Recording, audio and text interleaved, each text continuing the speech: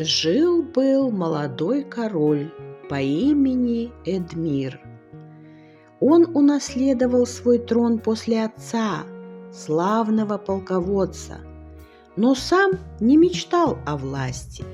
Величие его души пряталось не в залах дворца, а в комнате под самой крышей. Королевство было богатым и процветающим, дворец сверкающим, а министры до ужаса серьезными.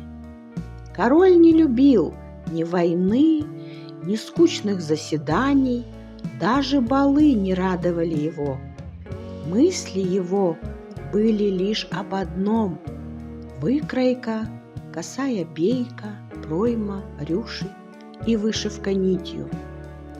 Когда солнце клонилось к закату и занавески в тронном зале опускались, король исчезал. Служанки шептались, что он уходил к волшебнице. Министры подозревали заговор. Но правда была куда интересней. Каждый вечер король поднимался на чердак в уютную мастерскую с наклонной крышей и оконцем, через которое было видно небо и звезды. Там стояла швейная машинка с серебряной педалью.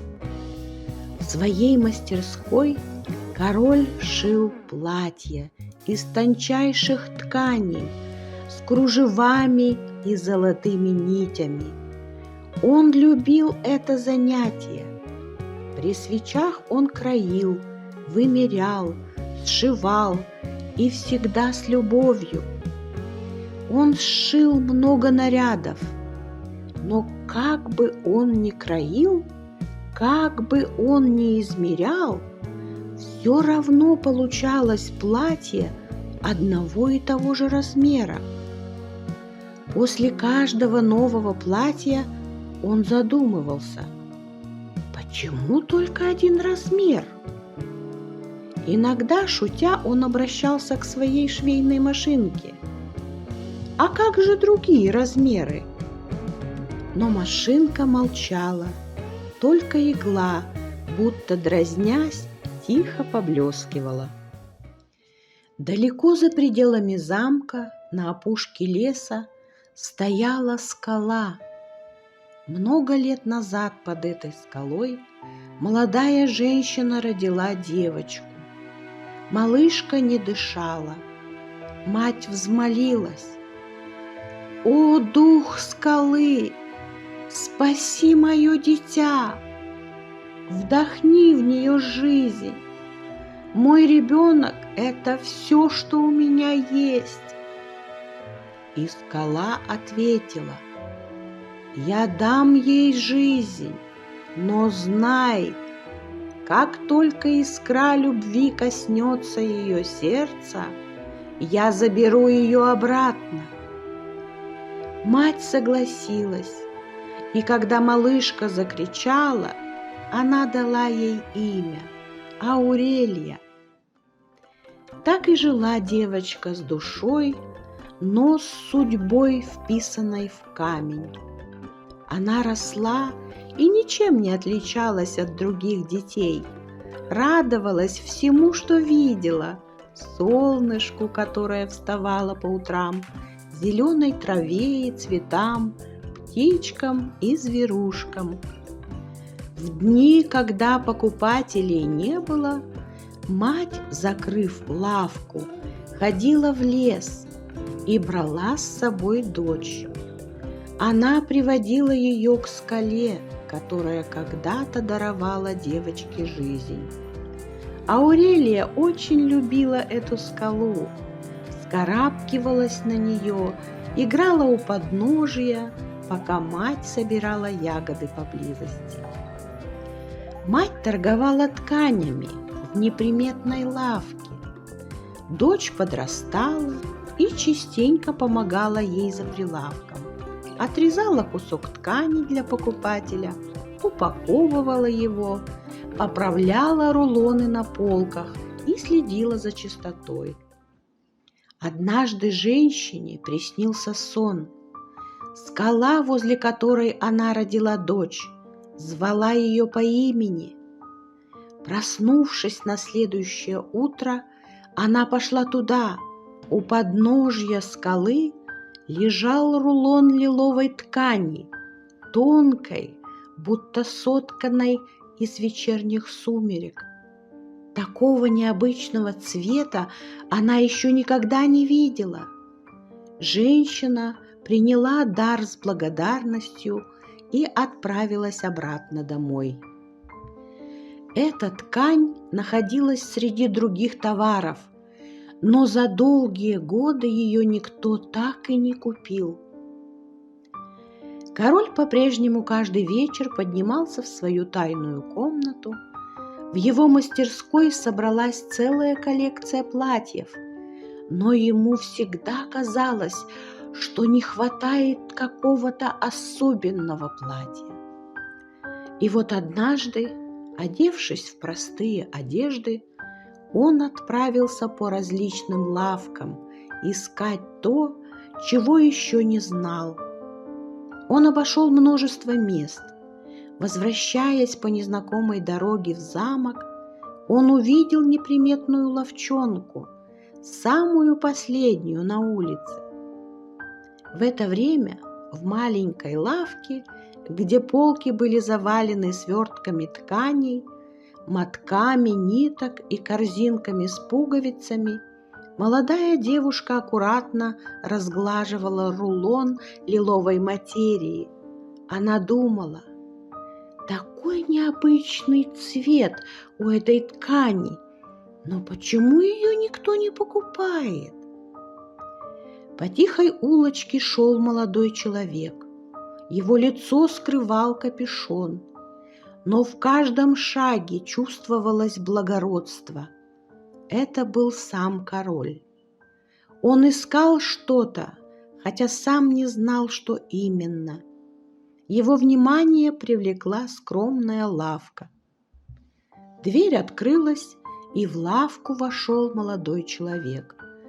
Он оглядел полки и посмотрел на ткань, лежавшую на прилавке. В его сердце что-то затрепетало, глаза загорелись. Он тут же принялся рассматривать ткань, иногда поднимал взгляд на девушку, и их глаза встретились. Молодой человек попросил завернуть этот рулон. Король расплатился и покинул лавку. Девушка, держа в руке лоскут ткани, край был неровным, и она отрезала его перед самым приходом этого загадочного покупателя. Она подумала: странный покупатель, такой задумчивый и такой красивый. Он ушел, и с тех пор ее сердце было полно странной, необъяснимой тоски. В тот же вечер король отправился в свою мастерскую под крышей. Прошло несколько дней, и вот как-то вечером король стоял у окна своей мастерской и держал в руках платье из лиловой ткани. Свет луны мягко струился сквозь стекло, и казалось, что сама ночь гладит его по ладоням. Платье получилось необыкновенным. Шелк был тонким, почти воздушным, с легким фиолетовым отливом, а золотая нить по краям словно плела таинственные узоры сама собой. Казалось, будто ткань дышала, и в каждом ее движении таилась чья-то душа. Король решил: девушке, которой подойдет это платье, он предложит руку и сердце. Он устроил бал и пригласил всех девиц, молодых дам, и не только молодых, чтобы они примерили наряд. Но когда девушки и дамы примеряли платье, оно было то слишком длинное, то узкое, то неприлично короткое. Дамы выражали свое недовольство. Ни одной не подошло это платье. После бала король поднялся в свою мастерскую, и в этот миг, глядя на платье, он увидел перед собой лицо, тот самый взгляд, когда она подавала ему сверток с тканью. Он замер. «Это она!» – прошептал он, будто боясь разрушить чудо. Несколько дней король не мог ни о чем думать.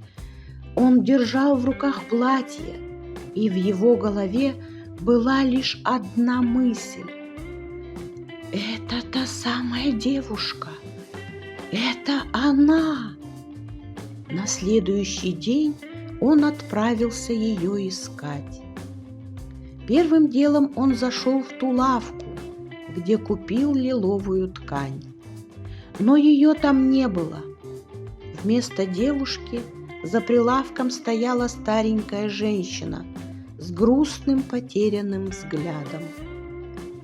Король искал, девушки нигде не было, она исчезла, никто не знал, куда.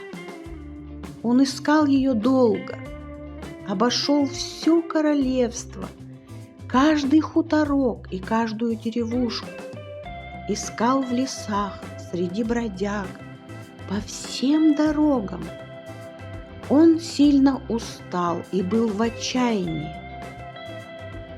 Когда он возвращался обратно, его конь остановился у скалы, а рядом с ней стояла каменная глыба, чем-то напоминающая фигуру человека. Он сел у подножья скалы и долго смотрел на нее. Потом достал из сумки лиловое платье и надел его на этот вертикальный кусок камня. Опустив голову, тихо сказал: «Ты моя возлюбленная». В этот миг камень ожил. Платье засветилось, словно напитанное светом души. Аурелия открыла глаза. Она стояла живая, будто никогда не исчезала. «Ты нашел меня», – прошептала она. Король поднял голову и увидел свою возлюбленную.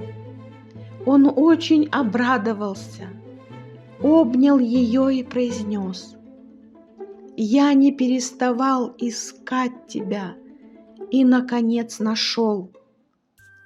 С тех пор скала больше никогда не забирала чью-то жизнь, потому что любовь растопит даже каменную душу.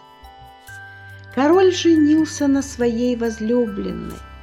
У них родилось 3 детей. А когда он состарился вместе со своей королевой, то часто рассказывал своим внукам историю о лиловом платье. Конец сказки.